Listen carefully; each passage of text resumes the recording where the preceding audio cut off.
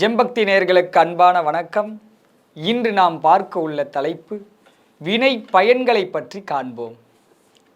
தெளிவு குருவின் திருமேனி காண்டல், தெளிவு குருவின் திருநாமம் செப்பல், தெளிவு குருவின் திருவார்த்தை கேட்டல், தெளிவு குருவுரு சிந்தித்தல் தானே, தெளிவு குருவுரு சிந்தித்தல் தானே.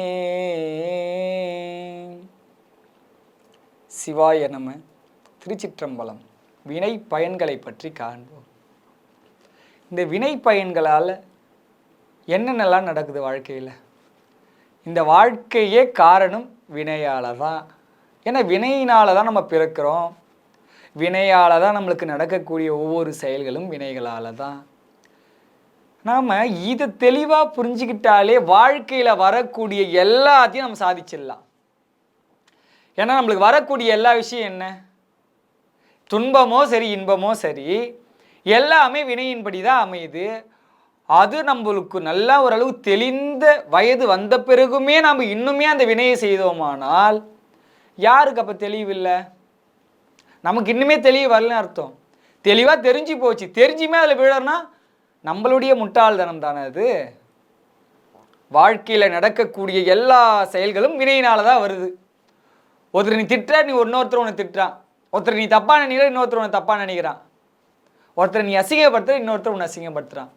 ஆக மொத்தம் நீ செய்கிறது உனக்கு ரிட்டர்ன் வந்துட்டே இருக்கு. நீ ஒருத்தர் உதவி செய்கிற, இன்னொருத்தர் உனக்கு உதவி செய்கிறாங்க.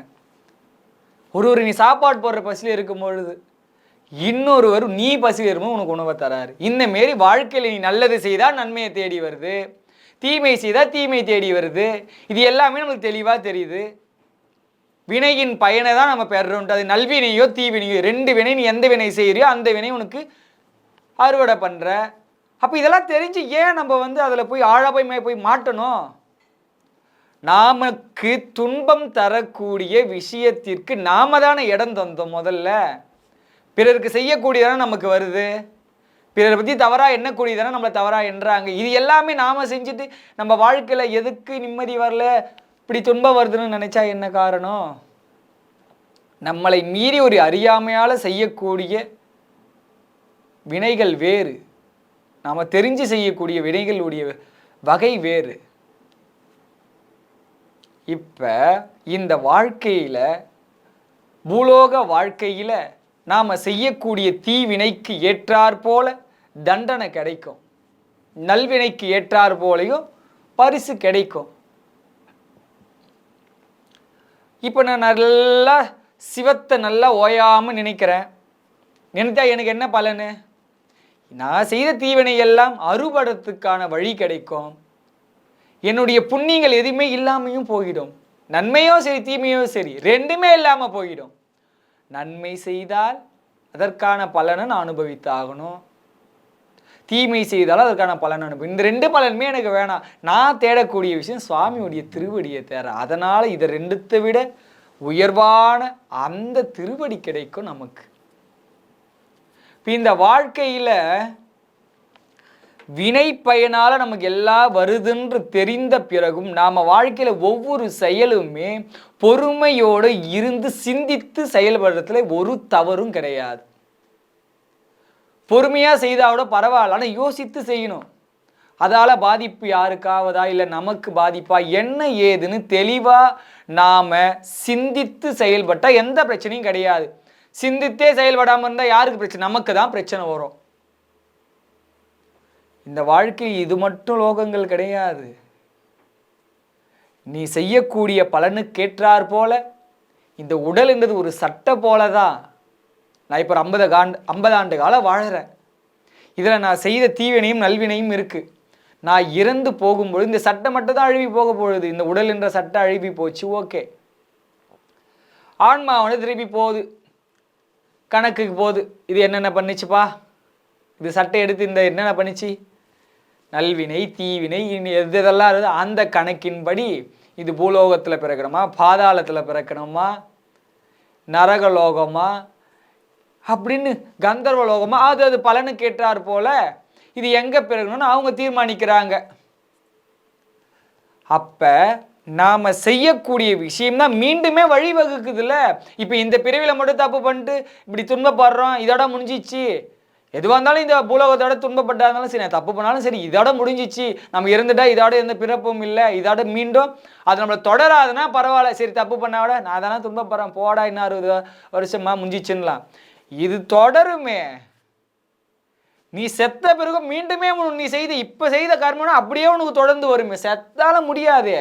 அதனால தான் சிலர் வந்து பிறக்கும் பொழுது என்ன சொல்றதுன்னா அவங்களுடைய வினைக்கேற்ற அளவில் பிறப்பாங்க. சிலர் வந்து வினைக்கு அப்பாற்பட்டும் பிறப்பாங்க. நல்வினை காரணமாக ஆனந்தமாகவும் பிறக்கிறாங்க. தீவினை காரணமாக அவங்களுக்கு ஏதாவது குறைபாடாகவும் பிறந்துடுறாங்க. அப்போ குறைபாடாக பிறந்தது தவறா, அவங்களுடைய தவறா? இப்போ கிடையாது. செய்த கர்ம வினையின் படிதான் அமைது, அதில் மாற்றுக்கிறது கிடையாது. அதுதான் உண்மை. சரி, குறைபாடாக பிறந்துட்டேன், இப்போ என்ன நடக்க போகுது? குறைபாடாக பிறந்தாலும் சிந்தையை சிவத்தின் மீதும் தெளிவாக வழிநடத்தி சென்றால் பிறப்பற்ற வாழ்வு கிடைக்கும். சரி, சிவத்து மேலே எனக்கு எல்லாம் சிந்தை வச்சு போக முடியல, நீ நல்லபடியாக அறத்தின்படி வாழ்ந்தா அடுத்த பிறப்பானது மிகவும் நீ ஆசைப்படக்கூடிய விஷயத்திற்கும் அப்பாற்பட்ட விஷயம் உனக்கு சுவாமி தருவார். அடுத்த பிறப்பு செம்மையாக கிடைக்கும். இந்த பிறப்பு நான் கண்ணு காது எல்லாமே நல்லா தான் இருக்குது. எனக்கு நான் என்ன பண்ணுறேன், எல்லாரையும் கிண்டல் பண்ணுறேன், இல்லாதவங்களை கிண்டல் பண்ணுறது, நடந்து போகிறவங்களை கிண்டல் கேள்வி எல்லாம் பண்ணிகிட்டு இருக்கேன், ஏகப்பட்ட கர்மவினை செய்கிறேன்.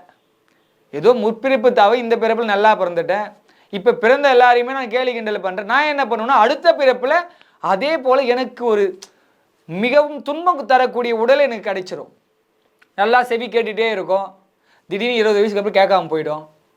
இப்படி ஏதாவது தீவினை நம்மளே இந்த பிரிவில் செஞ்சுப்போம். அடுத்த பிறவிக்கு நாம தான் இப்போ நம்மளை தயார் பண்ணிட்டு இருக்கோம். எப்படி இருக்கணும், எப்படி இருக்கக்கூடாதுன்னு இந்த பிறவியில் நம்ம தயார் பண்ணிட்டு இருக்கோம். இந்த பிறப்பில் அடுத்த பிறப்புக்கு நம்மளை தயாரும் பண்ணக்கூடாது, இந்த பிறப்பில் நம்ம துன்பமும் படக்கூடாதுன்னா சிவத்தை வந்து தான் நாடணும், வேற வழியே கிடையாது. சிவத்தை நாடினால் எந்த லோகங்களும் நம்மளுக்கு வேணாம், எல்லா லோகங்களும் துன்பம் தரக்கூடியது தான். சிவத்தை அடைந்தால் மட்டுமே துயரே இல்லாத பேரானந்தமான வாழ்வு கிடைக்கும். அதனால தான் எல்லா லோகங்களையும் இருக்கக்கூடியவங்கெல்லாம் சிவத்தை தான் நோக்குறாங்க, சிவம் சிவம்னு நோக்கி தவம் செய்கிறாங்க. அதனால் வாழ்வில் நாம் எல்லாமே நல்வினையே செய்வோம். நமக்கு செய்யக்கூடிய துன்பத்தை நம்ம செஞ்சாலும் அவங்க மேலே நம்ம எதுவுமே கடும் சொற்களால் மனதளவில் நினைக்கவே கூடாது, நினைக்கவே வேண்டாம். அவங்க நினைக்கிறாங்க அதற்கு பலன் சிவம் தரும் அப்படின்ற நம்பிக்கை நம்மளுக்கு இருக்குல்ல, அந்த நம்பிக்கை இருக்கும் பொழுது அதை செயல்படுத்தணும். நமக்கு ஒருத்தர் தீவினை செய்தாலுமே அவங்கள தப்பாவோட நினைக்கக்கூடாது, மனசு நினைக்க வரும் சிவாய நம்ம சிவாய நம்ம மனதுக்குள்ள நீங்கள் சொல்ல சொல்ல அது சாந்தம் பெறும், கோபமும் குறைய ஆரம்பிக்கும். அதனால் வாழ்க்கையில் நம்ம எப்படியாப்பட்டவங்க கோபப்படுத்தினாலும் சரி நம்ம துன்பப்படவும் கூடாது, அதை பெருசாகவும் எடுத்துக்க கூடாது. எது நமக்கு பண்ணுறாலும் அதை அவங்க அனுபவித்துட்டு போகட்டும். நமக்கு நாம் சரியான பாதையில் போகணும், சிவ சிந்தனையை மட்டுமே வளர்த்துக்கணும். அதனால் எந்த இடர்பாடும் வராது. அந்த சிவ சிந்தனையோடு போகும்பொழுது இடர்பாடு வருதே, என்ன காரணம்? அது நாம் செய்த கர்ம வினை. நல்வினை செய்திருப்பீங்க, சுவாமிகிட்ட நெருங்கக்கூடிய விஷயத்துக்கெல்லாம் அது உங்களை ஊக்குவிக்குது, உங்களுக்கு வழிகாட்டுது. தீவனையும் செஞ்சுருப்பீங்க, அதுடைய வேலையை என்ன பண்ணும், இடர்பாடு பண்ணோம். சிவத்தை வழிபடும்போது வந்து இங்கே போகலாமா அங்கே போகலான்னு உங்கள் சிந்தியை திருப்பக்கூடிய விஷயம் நீங்கள் பண்ணி வச்சது உங்கள் குறுக்க வருது. சரி, தீவனையெல்லாம் நான் ஓரளவுக்கு கர்மனை ரொம்ப குறைச்சிட்டேன், ரொம்ப ஒழுக்கமாக நான் சிவத்தை நினச்சி போயிட்டுருக்கேன். அப்படி நீங்கள் போயிட்டு இருக்கும் பொழுது அப்படியும் மீறி வருதுன்னா அப்போ நீங்கள் உண்மையான பக்தி வைத்து போகும்போது சுவாமி சோதனை பண்ணுறாரு, ஒரு பக்குவத்திற்காகன்னு எடுத்துக்கலாம்.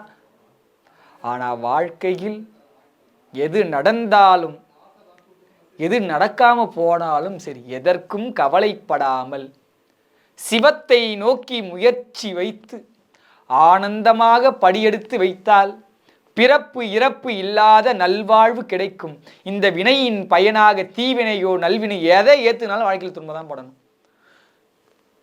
நம்ம ஒரு தப்பான விஷயம் பண்ணாலும் அது அனுபவித்து ஆகணும், நல்ல விஷயம் பண்ணாலும் அதை அனுபவித்துக்காக இன்னொரு பிறப்பு எடுக்கணும். எனக்கு எதுவுமே வேணாம், நல்வினையும் வேணாம் தீவினையும் வேணாம், சாமி திருவடி தான் எனக்கு வேண்டும் அப்படின்னு எடுத்துக்கொண்டு போகும்பொழுதுதான் உண்மையான சுயநலம் எல்லாம் விட்டு போகும். நம்மளை புண்ணியத்திற்காக தான் நம்ம மனசு அதிகமாக போடுது. ஒரு பால் பிரதோஷத்துக்கு வாங்கி கொடுத்தா ஒரு நல்லது நடக்குமா? மஞ்சள் அபிஷேகம் பண்ணால் நல்லது நடக்குமா? அரிசி மாவு அபிஷேகம் பண்ணால் கடன் குறையுமா? இப்படி ஒவ்வொரு அபிஷேகத்துக்கும் ஒரு பலனை எதிர்பார்த்து நம்ம அபிஷேகம் பண்ணியிருப்போம். இதற்கு அப்புறம் எந்த அபிஷேகங்களும் பலன் எதிர்பார்க்காம பண்ணும் பொழுது சுவாமியை நோக்கி அவர் அன்பாக நீங்கள் செய்யும்போது சுவாமியின் திருவடியை நோக்கி உங்களுடைய பயணமானது செல்லும். அதனால் வாழ்வில் நாம் நம்மை செம்மையான வழியில் போக வைக்க வேண்டும். நான் கற்றது கை மண்ணளவு, கல்லாதது உலகளவு என்பதை கூறி விடைபெறுகின்றேன். அருணாச்சலம்.